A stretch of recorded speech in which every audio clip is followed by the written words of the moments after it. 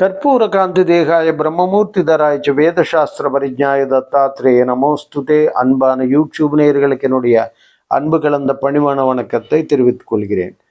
June மாதத்தினுடைய பலாபலன்களை நம்ம பார்க்கும்போது 12 ராசிகளுக்கு எதிர்பாராத எத்தகையான நன்மைகள், யோகங்கள், ஏற்றங்கள் நடக்கப் போகிறது.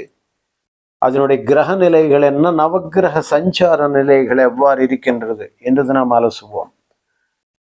மார்ச் 29ஆம் தேதி பேச்சு அடைந்த சனி பகவான் மீனத்துல அமர்ந்திருக்கிறார்.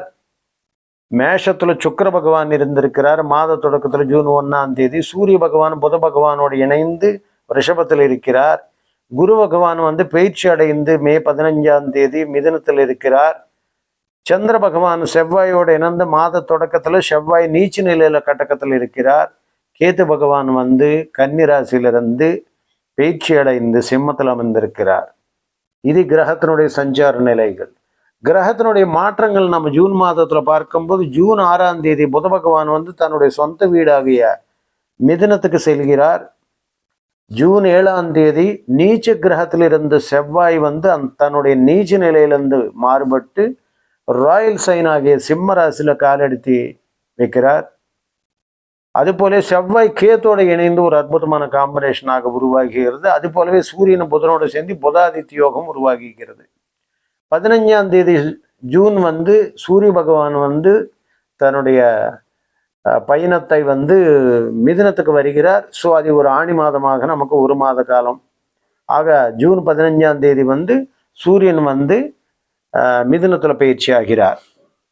அது போலவே ஜூன் 23ஆம் தேதி மீண்டும் புதன் கடகத்துக்கு மாறுகிறார். அது போலவே சுகக்காரகன் எல்லா மனிதர்களுக்கு சுகத்தையும் கலத்திரத்தையும் உருவாக்கக்கூடிய சுகக்காரகன் ஆகிய சுக்கிர பகவான் தன்னுடைய சொந்த வீடாகிய ரிஷபத்துக்கு வருகிறார். இதுதான் நமக்கு ஜூன் மாதத்துல ஏற்படக்கூடிய மாற்றங்கள், கிரகத்தினுடைய பயிற்சிகள். இதன் அடிப்படையில் 12 ராசிகளுக்கு எத்தகைய நன்மைகள் நடக்க போகிறது, எந்த வகையான யோக நிலைகளை தரப்போகிறது என்றது நம்ம ஒவ்வொரு ராசியாக பார்க்கலாம். நேர்களை நம்மளுடைய ராசி, அதாவது நம்மளுடைய சேனல் நீங்கள் முதன்மையாக பார்த்து கொண்டிருந்தால் நம்மளுடைய ராசியை சப்ஸ்கிரைப் செய்து கொள்ளுங்கள். நம்மளுடைய சேனல் சப்ஸ்கிரைப் செய்து கொள்ளுங்கள். அது போலவே நாம் சொல்லக்கூடிய கருத்துக்களை உங்களுடைய சொந்த பந்தத்தில் அல்லது ஃபேமிலி மெம்பர்ஸ்க்கு ஷேர் பண்ணுங்கள், லைக் பண்ணுங்கள், கமெண்ட் பண்ணுங்கள். உங்களுடைய பிரச்சனைகளை ஜோதிட ரீதி, ஆன்மீக ரீதி எதே இருந்தாலும் உங்களுக்கு உடனுக்குடன் நான் பதிலளிப்பேன். என்னை பர்சனலாக கான்டாக்ட் பண்ண விரும்புபவர்கள் எங்களுடைய மொபைல் நம்பர்ஸ்க்கு ஃபோன் பண்ணி ஆன்லைன் கன்சல்டேஷனுக்காக நீங்கள் அப்பாயின்மெண்ட் வாங்கிக்கொள்ளலாம். நேர்களே, நீ டைம் வேஸ்ட் பண்ணாமல் ஒவ்வொரு ராசி 12 ராசிகளுக்கு ஜூன் மாதத்தில் தருகின்ற அதிர்ஷ்ட பலன்களை நம்ம பார்க்க போகிறோம். மேஷராசி அன்பர்களுக்கு தன்னுடைய மாத தொடக்கத்திலே ராசிநாதனாகிய செவ்வாய் பகவான் 4ஆம் பாவத்தில் கடகத்தில் இருந்திருக்கிறது. கடகத்தில் நீச்ச நிலையில் இருக்கிறதுனால தான் மனக்குழப்பங்கள் அதிகமாக கடந்த ஒரு 2-3 மாதங்களாக உங்களுக்கு கொண்டு இருக்கிறது. காரணம், ராசிநாதன் வலிவை அடையவில்லை. ஜூன் 7ஆம் தேதி ராசிநாதன் உங்களுடைய பூர்வ புண்ணியஸ்தானமாக செவ்வாய் வீட்டில் வருகிறார். அது ஒரு திடமான ஒரு இடமாக நாம் எதிர்பார்க்கலாம். அதனால தான் 4ஆம் வீட்டில் இருக்கிறதுனால நம்ம குடும்பத்தில் பல குழப்பங்கள், சம்பந்தமில்லாத பிரச்சனைகள், சொந்த பந்தத்தில் சண்டை சச்சரவுகள், இது போன்ற நிலைகள் நமக்கு செவ்வாய் நீச்சத்தில் இருக்கும்போது 4ஆம் வீடு சுகஸ்தானம் இல்லையா, அங்கே நீச்சம் அடைகிறதுனால அந்த 4ஆம் காரகத்துவத்துக்கு ஏற்படக்கூடிய எல்லா வகையான பிரச்சனைகளும் கொடுக்கும். அதாவது வண்டி வாகனங்கள் செலவு வச்சிரும், அம்மாவுக்கு உடல் ஆரோக்கிய ரீதியான தொந்தரவுகள் வரும், குடும்பத்தில் நிம்மதி இருக்காது, அமைதி கிடைக்காது, பல பிரச்சனைகள் உருவாக்கக்கூடிய நிலை. அது போலவே செவ்வாய் நீச்சம் அடைகிறதுனால பூமி சம்பந்தமான சில பிரச்சனைகள் தோன்றி மறையும். அந்த மாதிரி ஒரு சூழ்நிலை என்பது ஏற்படும். ராசிலேயே சுக்கிரன் இருக்கிறதுனால ராசிக்கு 2-7 கூடையவனாக திகழ்கின்ற சுக்கிர பகவான் ராசிலேயே இருக்கிறதுனால நமக்கு கொஞ்சம் நிம்மதி இருக்குது அப்படின்னு நம்ம எதிர்பார்க்கலாம். அது போலவே 2ஆம் வீட்டில் மாத தொடக்கத்தில் சூரியன் புதனோடு இருக்கிறான். புதாதித்ய யோகம் உருவாக்கிறது.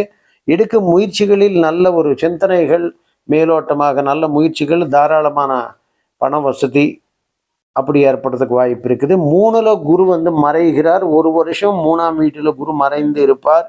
ஆக நமக்கு என்ன இங்கே ப்ளஸ் பாயிண்ட்னா மேஷராசி அன்பர்களுக்கு பாக்கியாதிபதியாக விளங்கக்கூடிய குரு பகவான் வந்து 3ஆம் இடத்துல மறைந்திருந்து பாக்கியத்தினை பார்க்கிறார். இது ஒரு மிகப்பெரிய அம்சமான விஷயம். எப்போ 3 வந்து நமக்கு வந்து 9வது இடத்துல குரு பார்க்கிறாரோ இது ஒரு அற்புதமான விஷயத்தை நமக்கு செய்துகிறது. அது மட்டும் இல்லாமல் 3ஆம் வீட்டில் இருக்கின்ற குருநாதர் வந்து உங்களுக்கு 5ஆம் இடத்தை, அதாவது 5ஆம் பார்வையாக 7ஆம் இடத்தையும் பார்க்கிறார். 7ஆம் பார்வையாக உங்கள் பாக்கியஸ்தானத்தையும் பார்க்கிறார். 11ஆம் அதாவது பாக்கிய பார்வையாக லாபஸ்தானத்தையும் பார்க்கிறார். இந்த 3 அம்சங்களும் மேஷராசி அன்பர்களுக்கு மிக உன்னதமான நன்மைகளை செய்யக்கூடிய நிலை.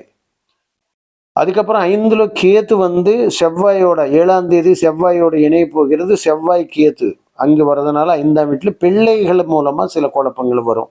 ஏன்னா செவ்வாய் ஏற்கனவே உங்களுக்கு ராசிக்கு யோகாரகன், அவர் 5ல் உட்கார்றதுனால கேத்தோட பாம்பு கிரகங்கள் நடுவில் செவ்வாய் அடிபடுறதுனால சில பிள்ளைகளுக்கு ஆஸ்பத்திரி செலவுகள், சம்பந்தமில்லாத நோய் நொடிகள், சம்பந்தமில்லாத படிப்பில் ஒரு முன்னேற்றம் இல்லாத சூழ்நிலைகள் இதெல்லாம் உருவாக்குறதுக்கு அதிகமான வாய்ப்புகள் இருக்கிறது. மிக ஜாகிரதையாக கவனமாக இருக்க வேண்டியது. 2 கூடிய குடும்பஸ்தானாதிபதி லக்னத்தில் 3 கூடிய புதன் வந்து நமக்கு 6ஆம் தேதி புதன் வந்து 3ஆம் இடத்துக்கு வருகிறார். ஸோ புதன் குருவோடு இணைகிறது என்பது மிக உன்னதமான ஒரு அமைப்பு. ஆக புதனையும் 9ஆம் இடத்தை பார்க்கிறார், குருவும் 9வது இடத்தை பார்க்கிறார். ஆக எடுக்கும் முயற்சிகளில் மிகப்பெரிய வெற்றி என்பது தெளிவாக தெரிகிறது. 4 கூடி சந்திர பகவான் மாத தொடக்கத்தில் 4ல் இருக்கிறார். ஆனால் நீச்ச செவ்வாயோடு இருக்கிறதுனால நம்மளுடைய எண்ணங்களை வந்து தெளிவாக இருக்காது. 5ல் கேத்து இருக்கிறதுனால பிள்ளைகள் மூலமாக விரை செலவுகளை காட்டுகிறது. 6 கூடிய புதன் வந்து நமக்கு 3ஆம் இடத்துக்கு வருகிறார். ஆட்சி பலத்தோட புதன் இருக்கிறதுனால எடுக்கும் முயற்சிகளில் நல்ல வெற்றி என்பது ஏற்படும். நமக்கு மிகப்பெரிய நன்மைகள் நடக்கிறதுக்கு வாய்ப்பு. அதுபோலவே அஷ்டமாதிபதி செவ்வாய் நீச்சத்தில் இருக்கும்போது உடல் ரீதியான உபாதைகள், தொந்தரை, டென்ஷன், ஏகப்பட்ட குழப்பங்கள். ஏன்னா 1 8 கூடியவனாக செவ்வாய் வர்றதுனால அவர் நீச்ச நிலை அடைந்ததுனால தான் நம்மளுடைய உடல் ஆரோக்கியத்தில் பயங்கரமான ப்ராப்ளம்ஸ் கொடுத்துருப்பாரு. அது மட்டும் செவ்வாய் வந்து ஃபைரி பிளானட்டு, நெருப்பு கிரகம். அதனால தான் நமக்கு நெருப்பு சம்பந்தமான வெப்ப சம்பந்தமான நோய்களை தோன்றிருக்கலாம். இதெல்லாம் மருத்துவ செலவுகள் மூலமாக நம்ம சரி. பாக்கியஸ்தானத்தை குரு பார்க்கிறார். எதிர்பார தனபாக்கியம், பித்ருகள் வழியாக அவங்க செய்த சில நமக்கு சொத்துக்கள் ஆகட்டும், அவங்க ஏற்படுத்திய நிறுவனங்கள் ஆகட்டும், அது மூலமாக சில நன்மைகள் நமக்கு நடக்கலாம். 10 கூடிய தொழில் ஸ்தானாதிபதி விரயத்தில் இருக்கிறார். நான் ஏற்கனவே சொல்லியிருக்கிறேன், தொழில் ஸ்தானாதிபதி விரயத்தில் இருக்கும்போது வெளியூர், வெளி மாநிலம், வெளிநாடு இது போன்ற நிலைகள் நம்ம காட்டும். சனி பகவானால் உழைப்பு மூலமாக நம்ம வந்து முன்னேற வேண்டிய சூழ்நிலை என்பது ஏற்படும். விரை சனிக்குள்ள 7.5 விரை சனிக்குள்ள நமக்கு வந்து மேஷராசி அன்பர்கள் வருகிறார்கள். ஸோ அதன் காரணமாக மிக நிதானமாக எந்த விஷயமா இருந்தாலும் ஆத்திரப்படாமல், அவசரப்படாமல் நிதானமாக கையாள வேண்டியது என்பது அவசியம். வேலை செய்கிறது இடத்துல, உத்தியோக செய்கிறது இடத்துல மிக நன்றாக மற்றவர்களோட ஊழியர்களோட கோஆப்ரேட்டிவாக இருக்கும்போது நமக்கு பிரச்சனைகள் வராது. இல்லை விரைசி நன்னும் போது நமக்கு விரயங்கள் அதிகமாக மேலும் காரணம் உங்களுக்கு 10 11 கோடி சனி பகவான் வருகிறார். அது போலவே லாபஸ்தானத்தில் ராகு இருக்கிறார். இது மிக உன்னதமான விஷயம். இப்போ உங்களுக்கு வந்து வருஷம் 1.5 ஆண்டு காலத்துக்கு ஒரு கேரண்டி கொடுக்கக்கூடிய கிரகம்னா அது ராகுவாக தான் இருக்கும். ராகு வந்து 11ஆம் இடத்துல வருது. 3 6 11ல் ராகு வரும்போது மிக கச்சிதமான நன்மைகள் உறுதியாக செய்வார். அது மிக உங்கள் ஜென்ம ஜாதகத்தில் ராகு இருக்கின்ற நிலை பொறுத்து மிக அதிருஷ்டமான அமைப்பாக நம்ம எடுத்துக்கொள்ளலாம். ஆக 10 11 கூட 12ல் மறையிறது என்பது, 11ல் ராகு வருது என்பது, 12 கூடி குரு பகவான் வந்து 4ஆம் இடத்துல இருக்கிறதுனால நமக்கு வந்து அங்கே ஐனசைன சுகம் தரக்கூடிய குருநாதர் வந்து 4ஆம் வீட்டில் வந்து உபயராசியில் இருக்கிறதுனால சில அலைச்சல் திருச்சல் இருந்தாலும் கூட காரியங்களை வெற்றிகரமாக முடிக்கக்கூடிய ஒரு அற்புதமான நிலை. அதாவது ஜூன் மாதத்தில் நமக்கு எத்தகையான நன்மைகள் அப்படின்னா ஜூன் மாதத்தில் நமக்கு 2 யோகங்களை கொடுக்கறது. ஒன்று கேத்து செவ்வாயோட ஒரு நல்ல காம்பினேஷனாக, இது ஒரு அற்புதமான காம்பினேஷன் நம்ம சொல்லலாம். 2 பாவகிரகங்கள் இருந்தாலும் சூரியன் வீட்டில் இருக்கிறது, ஸோ ஆளுமை வீட்டில் இருக்கிறது. அதுபோல் புதாதித்ய யோகம் 15ஆம் தேதி சூரியன் வந்து புதனோடு இணைகிறார். 1 மாதத்துக்கு கிட்டத்தட்ட சூரியன் வந்து அந்த இடத்துல இருப்பார். ஸோ நமக்கு அந்த சூரியன் புதனோட புதாதித்ய யோகம் இந்த 2, அதனால அரசு வேலைகளுக்கு ஆவணை செய்தவங்களுக்கு மிக நல்ல ஒரு பலன் என்பது கிடைக்கும். ஆக மேஷராசி நம்மளுக்கு என்ன ஒரு பாசிட்டிவ், தனாதிபதி சுக்கிரன் வந்து 2ல் இருக்கிறது. ஆக நமக்கு எதிர்பாராத தன சௌக்கியங்களுக்கு அடிக்கிறதுக்கு உண்டாகின வழி என்பது தென்படுகிறது. 2வது பார்த்தோம்னா உத்தியோகஸ்தானாதிபதி விரயத்தில் இருக்கிறாரு. ஆக சம்பாதிச்ச பணம் விரையாகிறதுக்கு அதிகமான சூழ்நிலைகள் இருக்கும். அரசு உத்தியோகத்தில் உள்ளவர்கள், மேஷராசிக்கு சேர்ந்தவர்கள் மிக நன்றாக மேலதிகாரிகள் அல்லது கீழே பணிபுரிகளோட நல்ல ஒற்றுமையோட நல்ல விதமாக இருக்க வேண்டும். எந்த விதமான வாஜ்யங்கள் பிடிவாதங்கள் எதுவும் பண்ணக்கூடாது. ஆக மிக நன்றாக ஜூன் மாதம் இருக்கிறது. நல்ல விசேஷமான மாற்றங்களை தரக்கூடியதாக இருக்கிறது. உங்கள் ராசிக்கு யோகக்காரகனாகிய சூரியன் 5ஆம் அதாவது 3ஆம் இடத்துக்கு வருது என்பது மிகப்பெரிய நன்மை. பாக்யாதிபதி குரு உங்களுக்கு ரொம்ப நன்மை செய்யக்கூடியவர். அவரை 3ஆம் இடத்துடன் தொடர்ந்து பாக்கியஸ்தானத்தை பார்க்கிறார். ஸோ எதிர்பாராத தனபாக்கியங்கள் நிச்சயமாக வரும். ஆக மேஷராசி அன்பர்களை பொறுத்தவரை மிக நன்மையான பலன்கள் மே மாதத்தில் ஜூன் மாதத்திலும் நடக்கப் போகிறது. நீங்கள் ஏதாவது பரிகாரங்கள் அப்படி பண்ணும்போது குரு பகவான் 9ஆவது இடத்தை பார்க்கறதுனால குரு எப்போவுமே குரு அருள் உங்களுக்கு நிச்சயம் அவசியம் தேவை மேஷராசி அன்பர்களை பொறுத்தவரை. காரணம் பாக்யாதிபதி குரு.